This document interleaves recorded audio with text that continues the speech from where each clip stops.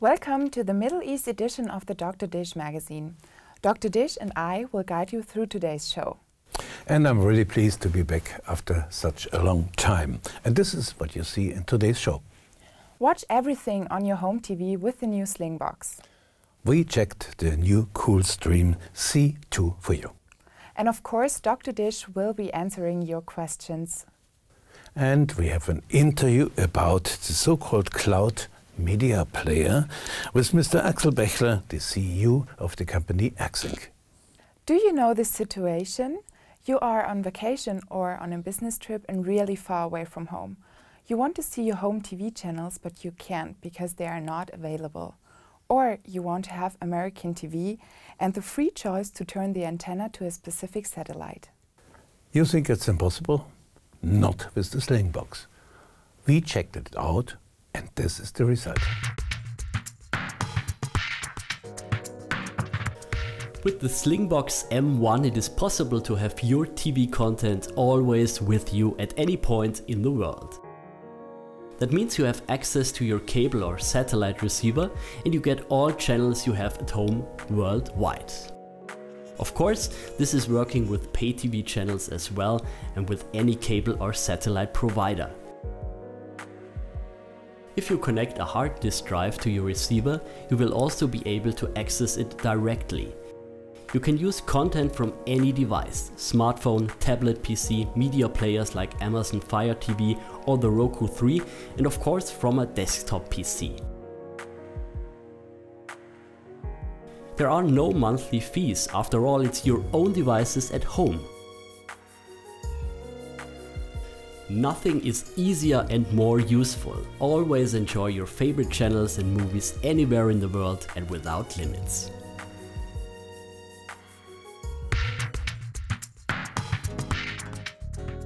First of all, you connect the source device to the Slingbox. In our example, it's a GigaBlue satellite receiver.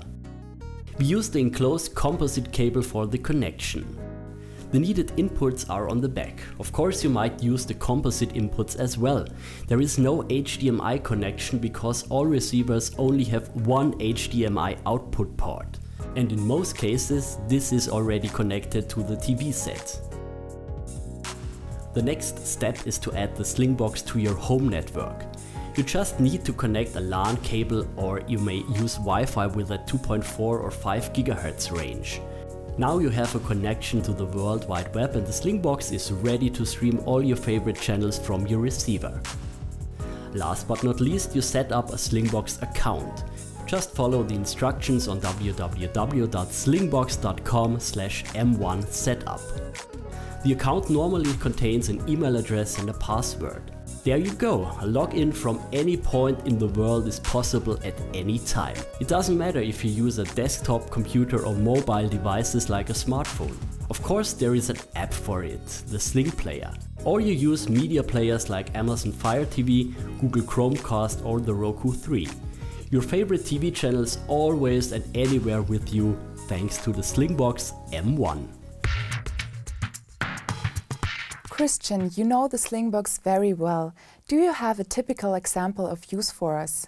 Yeah, let's take the expats which are living here and they want to have access to their home satellite systems. This is perfect. The British can access the Sky package or the BBC, the Americans, their pay TV channels from home. So you just answered a technical question and here are some more from our viewers. So let's start with the first question. Groza Florino writes, "Hi, how can I mount two LMBs on an offset dish of 19 centimeters to catch 13 degrees east and 1 degree west? Is it possible? And how can I combine those two signals on one receiver?" It's a quite large spacing, 14 degrees between 1 degree west and 13 degrees east. It still could work with a 90 centimeter dish, I'm not sure. Much better would be a wavefrontier antenna, which carries not only 2 LMBs, if you like, also 8 LMBs or even more. This would be much better. The cabling is quite easy. The two cables from the LMB are running to a 2-to-1 splitter. with 2 ports for the incoming signal and 1 port for the outgoing signal. Then you program in the antenna menu the DISEC 1.0. And there the port R is used for the Hotbird and the port B, or the 2, is used for the Intelsat. The next one is from Kamal from Iran, and he needs a solution. Many years ago, you did show us a Kaon box able to control via internet from distant places. Would it be possible to use this box in conjunction with a positioner? I would like to have access to a receiving terminal which is situated in France. I live in Iran, and as you probably know, satellite reception is forbidden by law. Yeah, this was the old Kaon KVR 1000, which is completely outdated today. And this was you were only able to transmit in video signal, but no audio signal. A better solution would be the Slingbox, which you see today anyway in the show. The small box is connected to a satellite receiver in France and also to the internet. It's the easiest way to receive satellite TV from a remote satellite terminal via the internet and even to control a motorized antenna. The following question is from Frederick Kaas. Invacom developed a so-called laser LNB, meaning that all 4 situations, the lower band, the upper band, the vertical and horizontal, are stacked inside the LNB to higher bands and transported all together via an optical cable to the receiver. The system should work, as they say, without any loss. True or not true? So, first of all, it's not a sensation. Already in 2005, a Belgian company introduced an LNB, a so-called laser LNB, and it's worked quite right. The optical cable has no losses at all, but stacking and destacking the frequency band from a lower one to a higher one, you have quite a loss on this way. Secondly, bending an optical cable is quite dangerous. It can be broken. And then you need a new cable because you cannot repair this. And this last problem is not solved until today. So we checked last year the Invacom LNB. It works fine, but the technical standard is exactly the same than in 2005. The next question is a special one and comes from TC Communications from Qatar. Thank you very much for all the help you provided during many years. Since we have to serve different satellites with up and download links with only one antenna, a 3.7 meter Andrew, we are looking for a high precision motor and control device. The antenna has to be very accurate in positioning, 0.5 degree.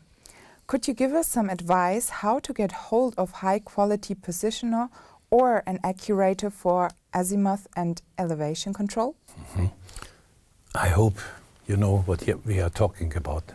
We are talking about around 20,000 euro and the weight of 200 kilos. If you are prepared for that, then contact the company Aegis in Germany, which is a good partner. Aegis you reach via email by sat@aegis.eu. The 360-degree rotor with control box was introduced at the Anger cable some years ago in Cologne, Germany. It's a real high-tech device with a position of only 0.2 degree and able to survive even heavy storms. Martin J. from Lebanon has an X-band problem. From the electronic dump, I got an X-band receiver and LNB. The frequency range runs from 7.0 to 7.6 GHz. The receiver comes with a different bandwidth and got a serial and parallel interface. I tried to receive some traffic in the X-band, but without any success, because I don't know to what satellite I have to turn the antenna. Does the doc, you know more, Dr.Dish? A bit. Check out, it's allowed or not allowed in your country. Between 7,200 and 7,600 is quite a lot of traffic from military satellites, and even some pirates are on. For instance, the Skynet satellite at 53 degrees east, the NATO at 35 degrees east, and the Syracuse at 5 degrees west, and many, many more satellites. The next question comes from Farid Mossawat. After installing a hard disk with 200 GB into my DM7025, I tried to mark a recording, but without any success. From the noise, I know the hard disk is running. What did I do wrong? Just a bit. You have to format the hard disk, and it's done quite easy. Go to the menu and choose here the disk menu, and then you press the red button on your remote control, and the formatting process will start. Just about 15 minutes. If the hard disk is a bit bigger, then even more. Before you do this, be sure that you set the switch on your hard disk on the side to master. That's all what you have to do. Dr. Dish, can you help Mehmet Farouk? He's looking for home channels. The question is, would a 90 centimeter antenna serve the C-band? I would like to receive in North Italy the BADR satellite and got already a 90 centimeter prime focus antenna. Before I spend the money for the C-band LMB and the feed, I would hear your advice. Unfortunately, I cannot install a larger antenna than 19 centimeters. So don't waste the money. Some kids are playing around with small C-band antennas and even publish then the so-called results in some magazines. Just think about the diameter of the antenna and think about the diameter of the feed, of the C-band feed, and then you have a performance only of about 60%. And this is really not enough for C-band. So you would need, for the battery satellite in your area, about 1.6 meter and not less. The last question for today is from Abdul Ghaffar. He needs your advice because he wants to share an antenna. A friend of mine here in Kuwait has an antenna system pointed to Hotbird. I was planning to buy my own, but my friend suggested that we should use a twin LNBF with the existing antenna and the problem would be solved. Are there any disadvantages to this kind of solution? Will I be able to receive all the programs that my friend is receiving now? Or do you think that a second antenna would be a better idea? Technically, there are no disadvantages at all. A human disadvantage could may arise if your friend got the idea to turn the antenna around away from Hotbird to another satellite, then you see nothing. At least not the programs which you like to see. If you can trust your friend, then it's okay. Just take a twin LNBs, two cables are coming down, and one to this receiver, the other one to the other receiver. The only obstacle could be the length of the cable. This should be not longer than 40 meters or 130 feet, and this should be a good shielded cable. Thank you, Christian, for your answers. And if you have technical questions, send it by email to Dr. Dish. In fact, it's info@techtime.tv. The shorter, the better. The need of information services over screens is getting bigger. The problem is to spread around multimedia-based and animated content to plenty of screens. But there is a solution for it. The cloud media player from the Swiss company AXING. I was talking to the CEO, Axel Bechler, about that topic. Welcome, Mr. Bechler. Thank you. The need of information service over screens is big and continues expanding. It's no problem to bring information to one screen, but often the transmission of multimedia-based or animated content is. Your company, AXING AG, has developed a solution for it. Yes, that's right. We designed the cloud media player with which you can distribute information like entertainment, advertisement, and information from a central point to many monitors or to many screens. The idea is that the data, the content is stored in cloud or on an FTP server, so that you have a central point where all the information is stored and located.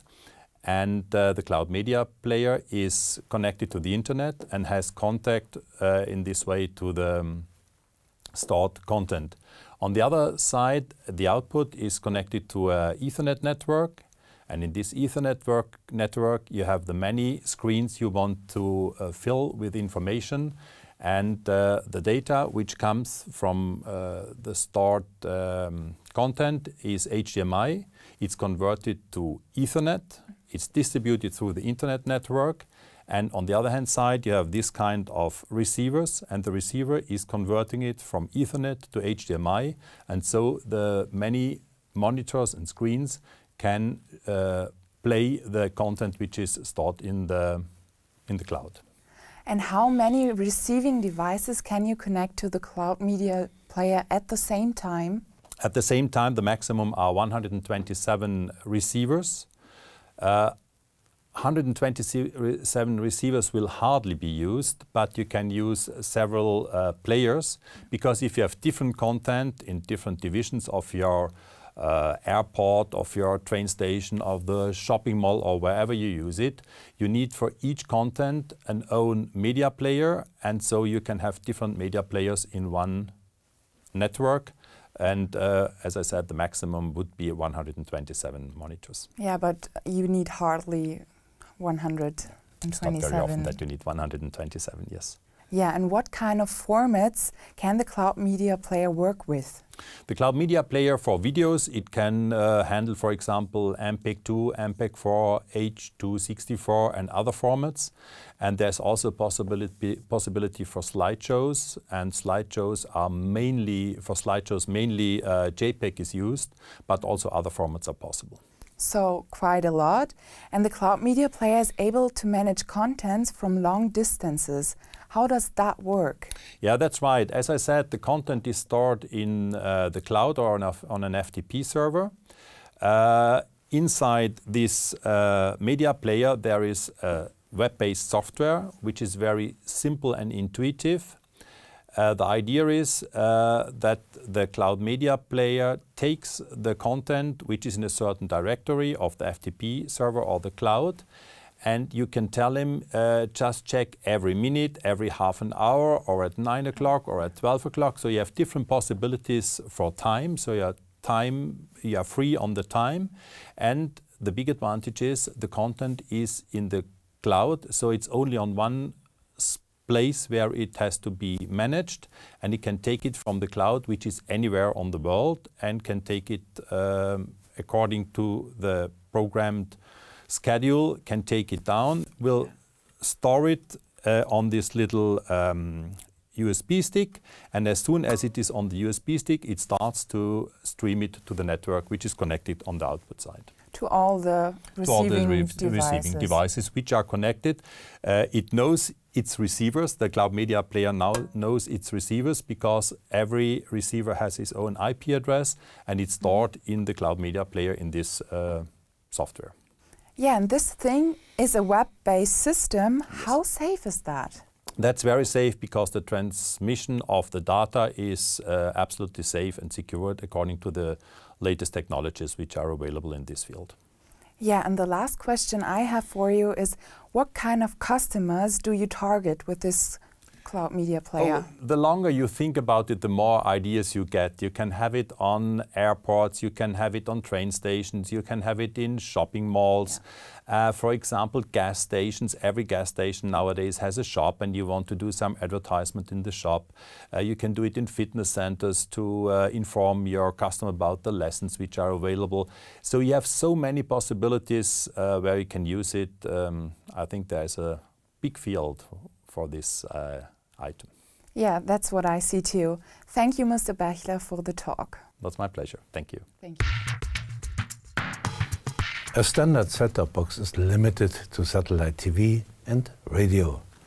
Sometimes you can record some contents on a hard disk. Linux boxes are different. They make it possible to use plugins and different images. The Coolstream Zee2 is such a Linux box, and we tested it for you.